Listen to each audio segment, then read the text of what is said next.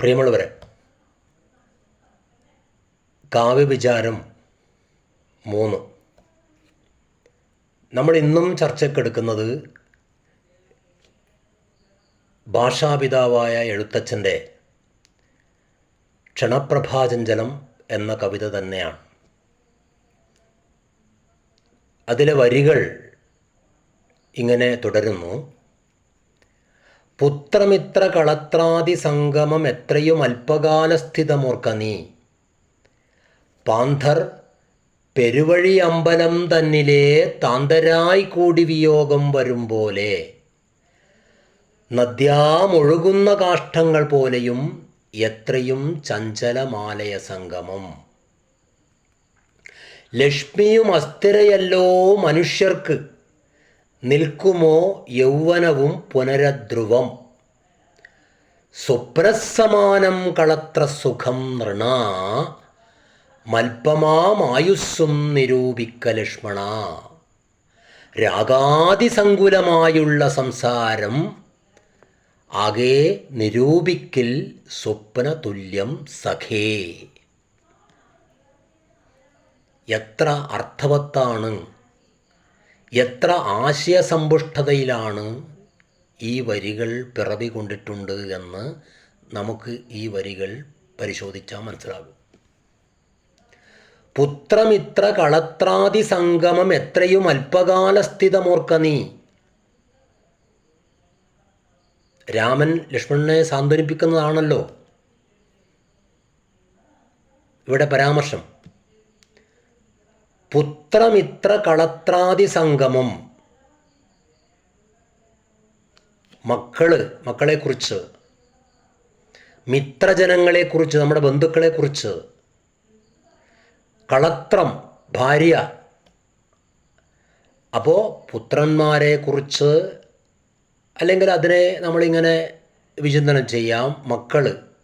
മക്കളെക്കുറിച്ച്, നമ്മുടെ മക്കളെക്കുറിച്ച്, നമ്മളെ വേണ്ടപ്പെട്ട ബന്ധുക്കളെക്കുറിച്ച്, ഭാര്യയെക്കുറിച്ച്, എല്ലാം എന്ന് നമ്മൾ വിശേഷിപ്പിക്കുന്ന ഭാര്യയെക്കുറിച്ച്, ഇവയുടെ സംഗമം എത്രയും അല്പകാലസ്ഥിതം എന്നാണ് പറയുന്നത്. വളരെ കുറച്ച് മാത്രമേ ഉള്ളൂ.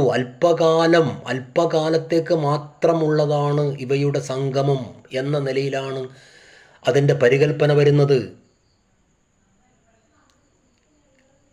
അതുപോലെ തന്നെ പാന്ധർ പെരുവഴി അമ്പലം തന്നിലെ താന്തരായി കൂടി വിയോഗം വരും പോലെ. പാന്ധർ എന്ന് പറഞ്ഞാൽ വഴിയാത്രക്കാർ. അപ്പോൾ പണ്ട് കാലത്ത് നമ്മൾ യാത്ര ഈ രീതിയിൽ, നമ്മൾ ആധുനിക സൗകര്യത്തോടു കൂടിയുള്ള യാത്രാ സൗകര്യം പണ്ടുണ്ടായിരുന്നില്ല. നടന്നിട്ട് വേണം നമ്മൾ പല സ്ഥലത്തേക്കും യാത്ര ചെയ്യാൻ വേണ്ടിയിട്ട്. ഗതാഗത സൗകര്യമൊന്നും ഇമ്മട്ടിൽ വികസിച്ച് വന്നിട്ടുണ്ടായിരുന്നില്ല. ആ സമയത്ത് നമ്മൾ നടന്നിട്ട് പോകുന്ന സമയത്ത്, നമ്മൾ ക്ഷീണിതരായിരിക്കുന്ന സമയത്ത് നമ്മൾ തങ്ങുന്ന സ്ഥലം, ഒരു ഷെൽട്ടർ എന്ന നിലയിൽ നമ്മൾ ഈ പെരുവഴി അമ്പലം എന്ന് പറഞ്ഞാൽ സത്രത്തിലാണ് നമ്മൾ തങ്ങാറ്. ആ പെരുവഴി അമ്പലത്തിൽ നമ്മൾ തങ്ങിയിട്ട് അവിടെ, നമ്മളിപ്പോൾ തിരുവനന്തപുരത്ത് നിന്ന് കാസർഗോഡേക്ക് പോകുന്ന ഒരാൾ, അതുപോലെ തന്നെ കാസർഗോഡ് നിന്ന് തിരുവനന്തപുരത്തേക്ക് പോകുന്ന ഒരാൾ, അവർ ഇതിനിടയിൽ വെച്ച് എവിടെയെങ്കിലും ഒരു സത്രത്തിൽ കണ്ടുമുട്ടുന്നു. അപ്പോൾ കണ്ടുമുട്ടിയിട്ട് അവർ പരസ്പരം കുറച്ച് സമയം കൊണ്ട്, അല്ലെങ്കിൽ കുറച്ച് മണിക്കൂറുകൾ കൊണ്ട്, അവർക്ക് നാളെ രാവിലെ തന്നെ 2 വഴിയിലേക്ക് പോകേണ്ടവരാണ്. പക്ഷേ ആ കുറച്ച് മണിക്കൂറുകൾ കൊണ്ട് അവർ വളരെയധികം ഇൻറ്റിമേറ്റ് ആകുന്നു, വളരെയധികം സ്നേഹത്തിലാകുന്നു, അവർ സൗഹൃദം പങ്കുവെക്കുന്നു, ദൃഢമായ ഒരു ബന്ധത്തിലേക്ക് അവർ വരുന്നു. കുറച്ച് മണിക്കൂറുകൾ കൊണ്ട് അവർ നാളെ വഴി പിരിഞ്ഞു പോകേണ്ടവരാണ്. അതാണ് പാന്ധർ പെരുവഴി അമ്പലം തന്നിലെ താന്തരായി കൂടി വിയോഗം വരും പോലെ. താന്തര ഒറ്റക്കൊറ്റക്ക് വഴി പിരിഞ്ഞു പോവാണ് പിറ്റേന്ന്. പക്ഷെ ആ ചെറിയ സമയം കൊണ്ട് അവർ ഗാഠമായ ഒരു സ്നേഹത്തിലെത്തിച്ചേരുന്നു, ഒരു സ്നേഹബന്ധത്തിലെത്തിച്ചേരുന്നു. പിറ്റേന്ന് അവർ വഴി പിരിഞ്ഞു പോവുകയും ചെയ്യുന്നു. തന്തരായി കൂടി വിയോഗം വരും പോലെ വിയോഗം വരുന്നു.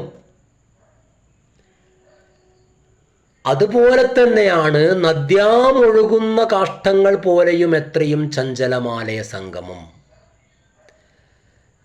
നദിയിലൂടെ നമ്മൾ നദിയിലേക്ക് നോക്കുന്ന സമയത്ത് പലതും ഒഴുകിപ്പോകുന്നത് കാണാൻ വേണ്ടി പറ്റും. അതിൽ ഉണക്കക്കമ്പുകളുണ്ടാവും, വിറക് കമ്പുകളുണ്ടാവും, അങ്ങനെ പലതും ഉണ്ടായി എന്ന് വരും.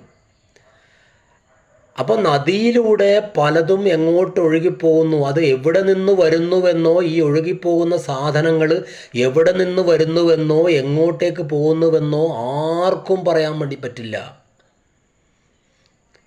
അതുപോലെയാണ് നദ്യാമൊഴുകുന്ന കാഷ്ടങ്ങൾ പോലെയും എത്രയും ചഞ്ചലമാലയ സംഗമം. ചഞ്ചലമാണ്, സ്ഥിരതയില്ലാത്തതാണ്. നമ്മളിവിടെ ഈ ഭൂമിയിൽ പിറന്നു വീഴുന്നു. നമ്മൾ ഈ ഭൂമിയിൽ പിറന്നു വീണ് കുറേ ആളുകളുമായി നമ്മൾ ഇടപഴകുന്നു, പരിചയപ്പെടുന്നു, സ്നേഹബന്ധത്തിലേക്ക് വരുന്നു, ഇഴയെടുപ്പത്തിലേക്ക് വരുന്നു. നമ്മൾ എത്രയും പെട്ടെന്ന് തന്നെ വഴിപിരിഞ്ഞു പോവുകയും ചെയ്യുന്നു. ഇത് എത്ര തന്മയത്വത്തോടു കൂടിയിട്ടാണ് എഴുത്തച്ഛൻ അവതരിപ്പിക്കുന്നത്. അതുകൊണ്ടാണ് ഇതിന് കാലികമായ പ്രസക്തി എന്ന് പറയുന്നത്. അപ്പോൾ നദ്യാമൊഴുകുന്ന കാഷ്ടങ്ങൾ പോലെയും എത്രയും ചഞ്ചലമാലയ സംഗമം. ലക്ഷ്മിയും അസ്ഥിരയല്ലോ മനുഷ്യർക്ക്. ലക്ഷ്മി, ഐശ്വര്യം, അത് അസ്ഥിരമാണ്. നമ്മളിന്ന് ഐശ്വര്യം നമ്മളെല്ലാം വന്നു, നമ്മുടെ കയ്യിൽ എല്ലാം ഐശ്വര്യം കിട്ടിയെന്ന് നമ്മൾ വെറുതെ ഗർവോടെ പറഞ്ഞിട്ട് കാര്യമില്ല. ഈ ഐശ്വര്യം എന്ന് പറയുന്നത് നാമമാത്രമാണ്. നിമിഷനേരം കൊണ്ട് നമുക്കത് നഷ്ടപ്പെടാം എന്നാണ് കവി പറയുന്നത്. ലക്ഷ്മിയും അസ്ഥിരയല്ലോ മനുഷ്യർക്ക്, നിൽക്കുമോ യൗവനവും പുനരധ്രുവം.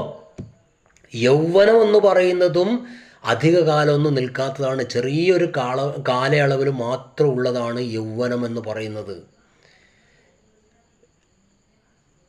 അപ്പോൾ മനുഷ്യൻ 5 അവസ്ഥയിലൂടെ കടന്നു പോകുന്ന സമയത്ത് ഇതിൽ യൗവനം എന്ന് പറയുന്നത് കുറച്ച് കാലം മാത്രമുള്ളതാണ്. ആ യൗവനത്തിൻ്റെ അഹങ്കാരത്തിൽ, ധാർഷ്ട്യത്തിൽ, ഗർവിൽ എന്തൊക്കെയാണ് മനുഷ്യൻ കാട്ടിക്കൂട്ടുന്നത് പുതിയ കാലത്ത്, അത് വളരെ നാമമാത്രമാണ് ആ കാലയളവ് എന്ന് പറയുന്നത്.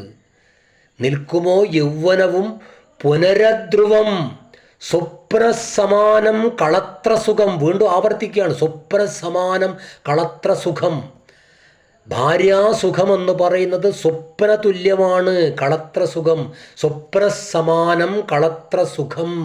നൃണ മൽപമായുസ്സും നിരൂപിക്ക ലക്ഷ്മണ. അല്പമായ നാമമാത്രമായ ആയുസ് പോലെ അത്രയും നാമമാത്രമാണ് ഈ ഭാര്യാസുഖമെന്ന് പറയുന്നത് എന്ന പരികൽപ്പനയും നമ്മെ തൊട്ടുണർത്തേണ്ടതാണ് വർത്തമാനകാലത്തിൽ. രാഗാതിസങ്കുലമായുള്ള സംസാരം, രാഗത്തിൽ അധിഷ്ഠിതമായ സംസാരം, പ്രേമത്തിൽ, സ്നേഹത്തിൽ അധിഷ്ഠിതമായ സംസാരം, രാഗാതിസങ്കുലമായുള്ള സംസാരമാകെ നിരൂപിക്കിൽ സ്വപ്നതുല്യം സഖേ.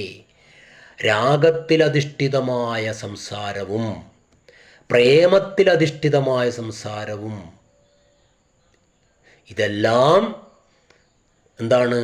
രാഗാതിസങ്കുലമായുള്ള സംസാരമാകെ നിരൂപിക്കിൽ. അതിനെക്കുറിച്ചും നീ വിചാരിക്കേണ്ടത് സ്വപ്നതുല്യം സഖേ. അതും സ്വപ്നതുല്യമാണ്. സ്വപ്നം കാണുന്നത് പോലെ നൈമിഷികമാണ്, നിരർത്ഥകമാണ്.